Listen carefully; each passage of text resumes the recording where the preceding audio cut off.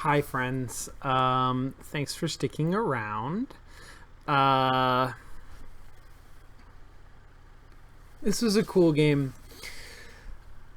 I'm sure that I have talked about this before, but I love games of this length so much. Uh, I think there's just something really um,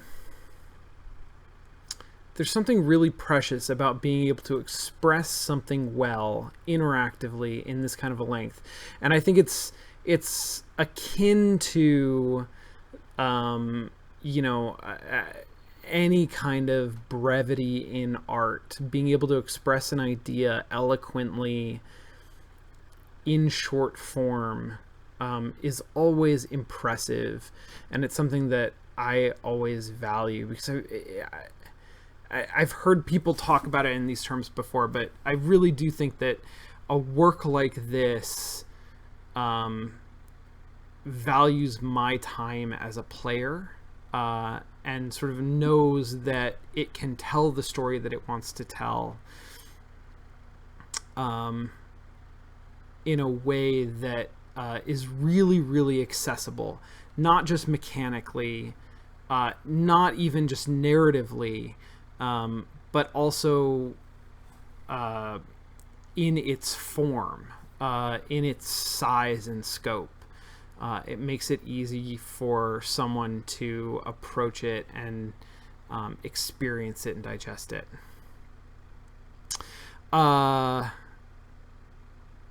Yeah, very, very cool. All right, let's draw the raffle.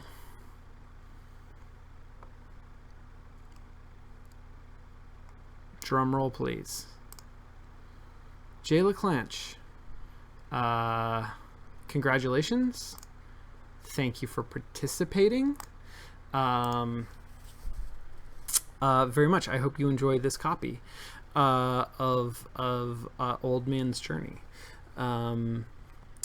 Whether you choose to experience it yourself or pass it along to somebody else, I do think it's a really, really beautiful game, and a beautiful experience, and something that's worth sharing, frankly, with someone else. So thank you, and congratulations. Thank you, Eve. Eve is gonna DM it to you. Good job.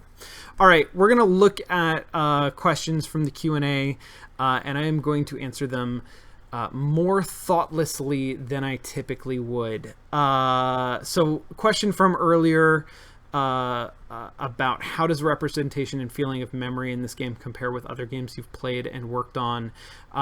Just very briefly to summarize, I think that in this game, memory is used as a mechanism to tell a story, a very clear narrative. The biggest difference to me, the biggest differences, I guess, to me between this and Spectre, which is the game that I think about when we talk about memory in games, is that first of all, Spectre treated memories as feelings that it tried to capture systemically, mechanically. This game does the same thing, but it does it visually, right? It's not about evoking emotion through systems, it's about evoking emotion through the illustration.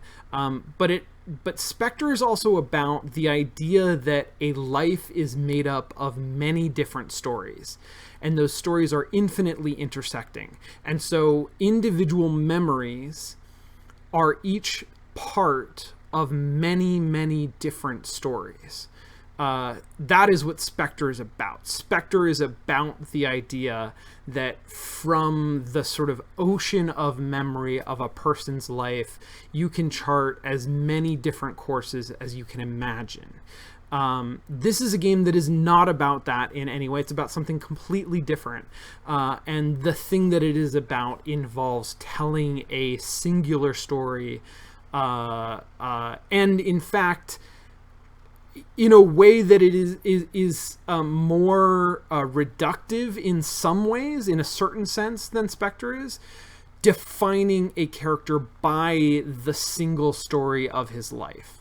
But that reductiveness, I think, is appropriate because the experience of the game is not meant to be fully fleshed out.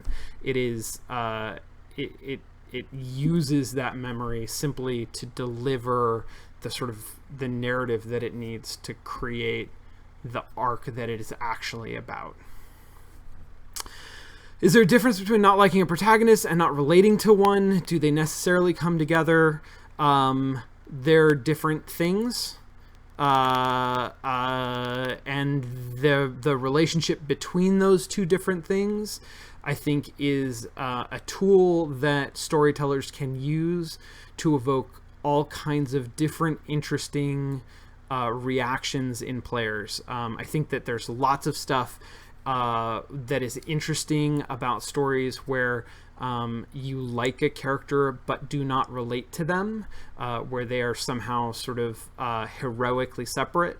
A lot of traditional superhero stories, and there are sort of epic stories that are like this, where you are meant to respect a character, the sort of main character, but feel like they are somehow more than human, other than human, and vice versa. The stories where you relate to a character but do not like them. I mean, what's the Marvel Netflix show that I loved? Jessica Jones. I don't know why specifically that comes to mind, but like there's a character who I did not like. I didn't like a lot of the things about her. I didn't like a lot of the choices that she made, which were obviously drawn from a tragic and traumatic past. But I absolutely related to her. I related to her sort of inability to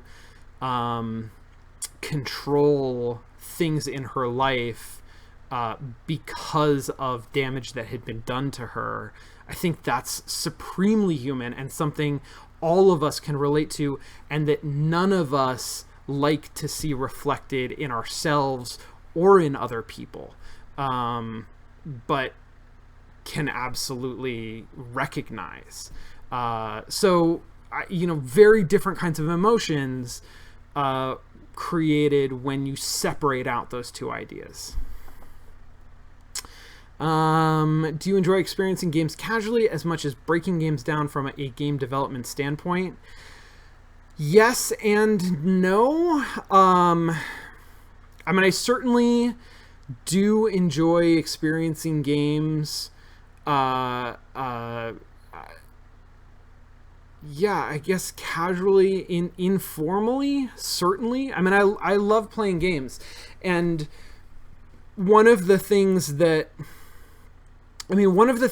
separates that like clearly delineates sort of active academic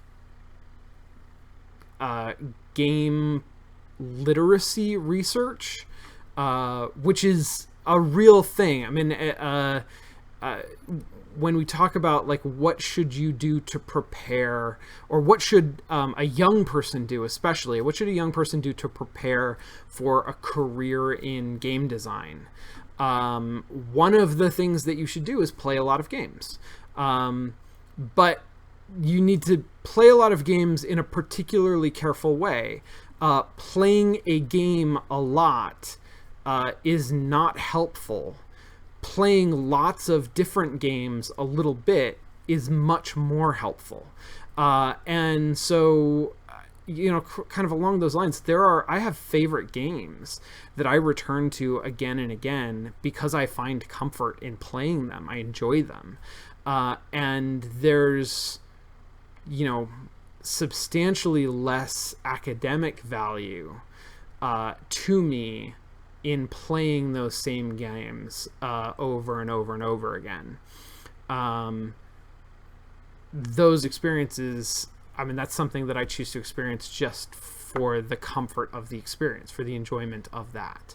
When I play a new game for the first time, when I dive into a game, one of the most fun things about doing that is sort of examining and piecing together how it works and why it does what it does, and figuring out, on some level, deconstructing it. And so doing that, I think, is a part of my play practice. I don't know that I can separate it or would separate it entirely from the idea of playing a game casually. But I at the same time, I definitely do play games in contexts where that's not my focus, or that's not sort of really how I'm interacting with the game. Yeah.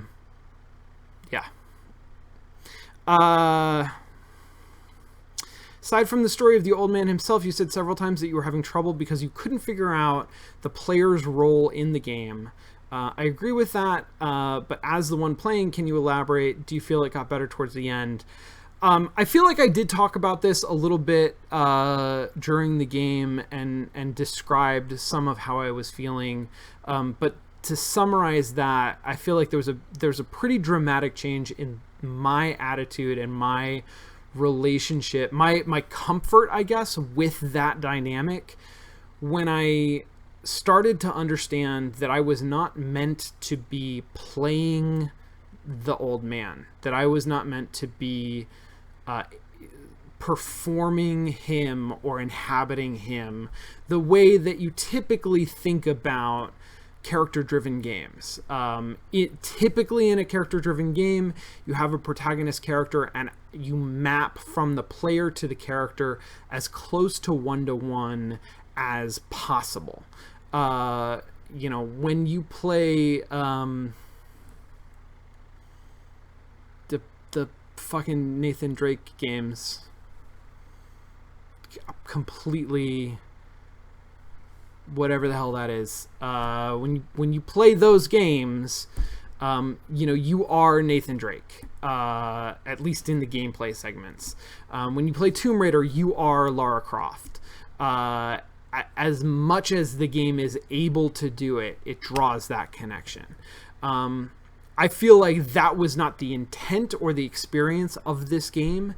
In this game, I was not the old man. I was an observer of the old man's journey. And once I sort of got that, because it's so drilled into... Thank you, Uncharted. Thank you, Rihanna.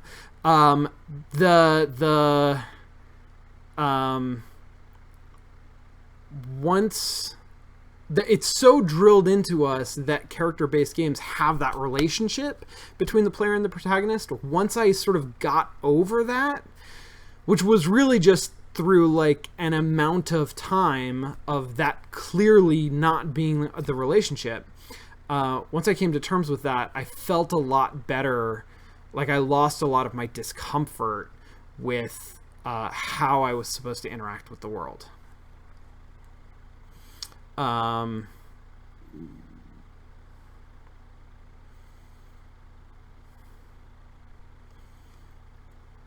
Okay. Okay. Super interesting question. Could this be a relatively easy and fast way to make any illustrated book into a game? Like a formula?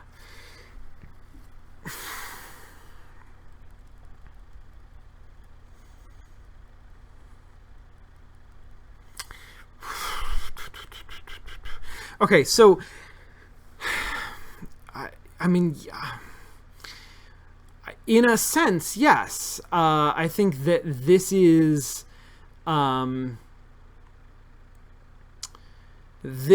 structure that lends itself at least kind of superficially to a lot of storybook narratives. So a lot of illustrated storybooks, mostly of the like, what's the word for that? The like, cardboard page style, thick, for young children storybooks, heavily illustrated, light narrative, those kinds of, I mean, not exclusively that, but that style all the way to like Dinotopia, right? Similar kind of a thing. Heavily illustrated, relatively light narrative, very much designed to be read by a parent to a child, so that you can sort of bask in those detailed, beautiful illustrations. A lot of them are narratives that are about journeys, because that allows you to explore these illustrated landscapes.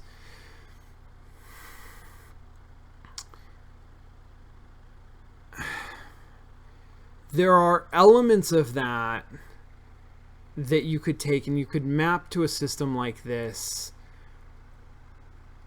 Not exactly, not directly, not this system. This system, like the system of this game, the actual moment-to-moment experience and mechanics, the core loop of this game is about depth and hills. Like hills specifically, which is sort of a weird thing for a story to be focused on. I mean, I think that it works here for a couple of reasons, because there's a sense of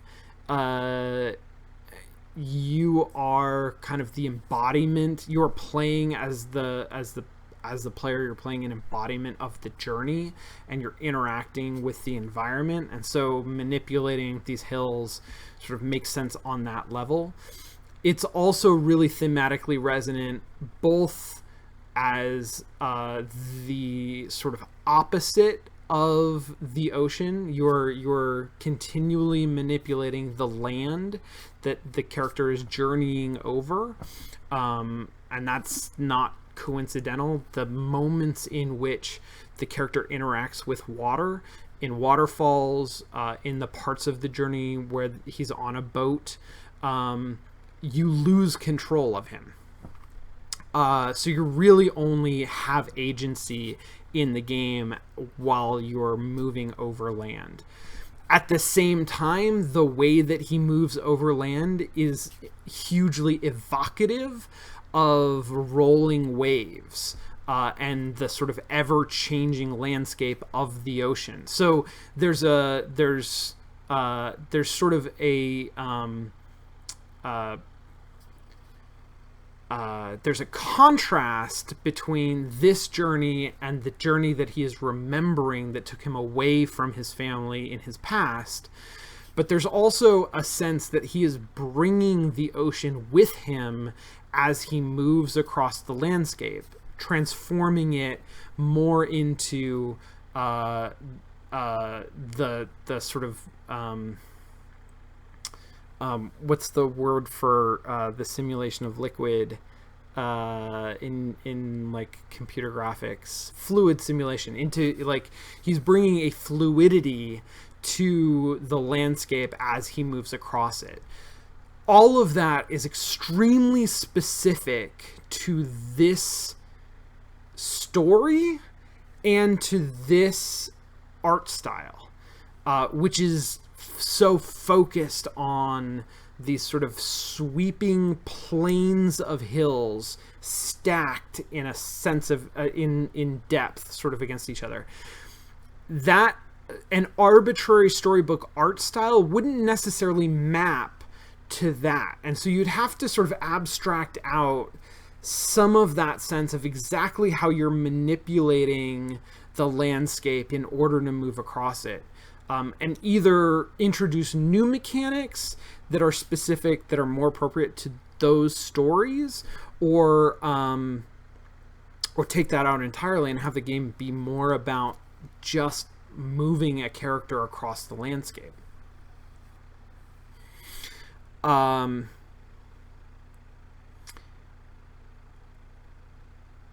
which point it becomes dramatically less interesting as an interactive piece. So, I mean, in a sense, I think that you can create something based on this or similar to this that is a sort of cut and paste structure for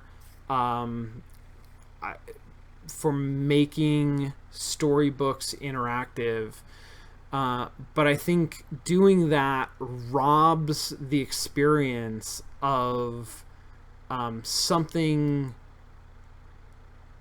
that's really important that this game has, because it was done deliberately and thoughtfully, because of how it was designed.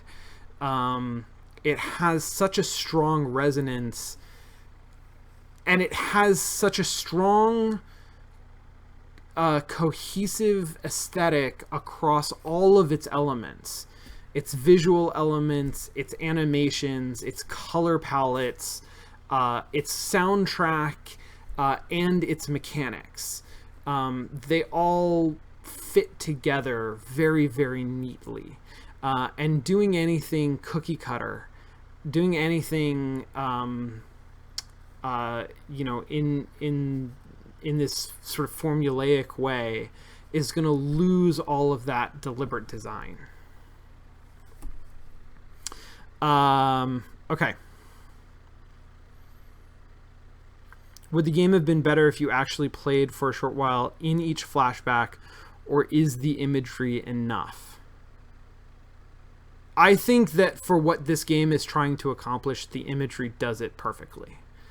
I really like the choices that they made around those flashback moments.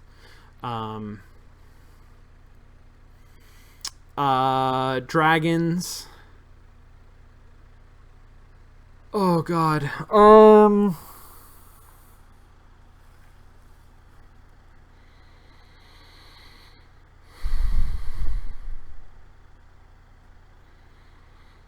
I'm not sure where to put dragons in this story that would make it better. I mean, there are obvious places to put dragons. It's a story that revolves largely around a dangerous sea voyage. Like, put some dragons in there. But partially because this game is so short, I feel like its narrative is tight. It is wound tight. It is pulled together coherently, cohesively. I think introducing additional elements are unnecessary to the story that it's telling, and the game experience is about that story.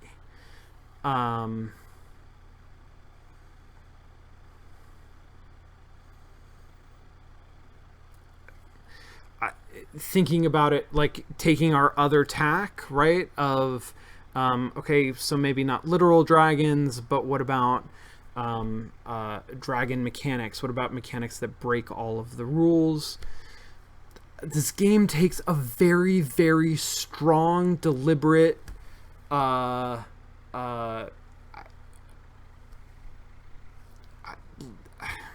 don't know how else to say it except for like very deliberately designed stand on the side of very accessible, simple, easy to parse, easy to understand, easy to interact with puzzle elements and mechanics.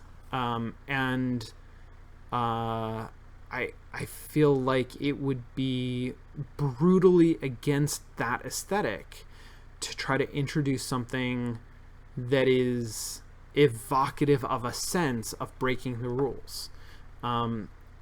the parts of this game as it is that sort of fail to hew close enough to its self-established rules are the parts that I found sort of frustrating or disorienting.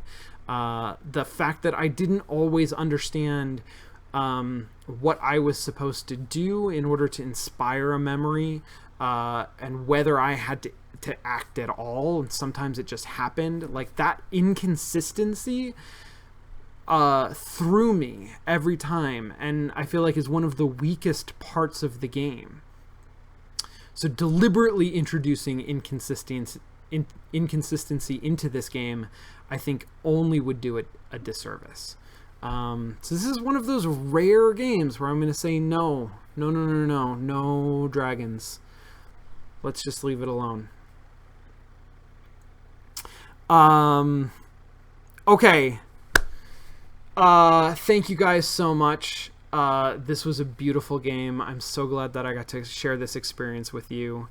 After class tomorrow, probably at 7:30 as usual.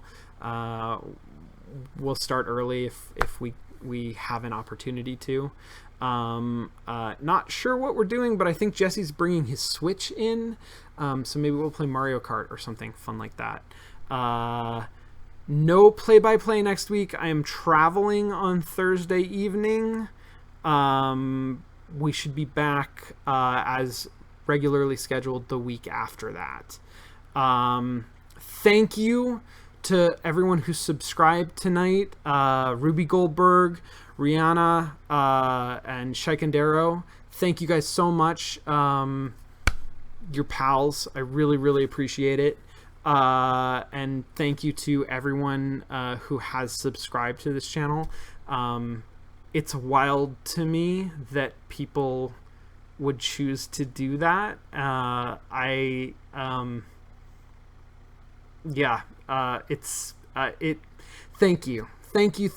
you very, very much. Thank you also to Valiant Venture for the cheer earlier. And I am not going to sing "O Canada," but think it. Imagine me singing "O Canada." Imagine it with all of your little hearts, and have a lovely night. See you tomorrow, and see you on Monday for, I believe, the return of Mostly Walking. All right, thanks everybody.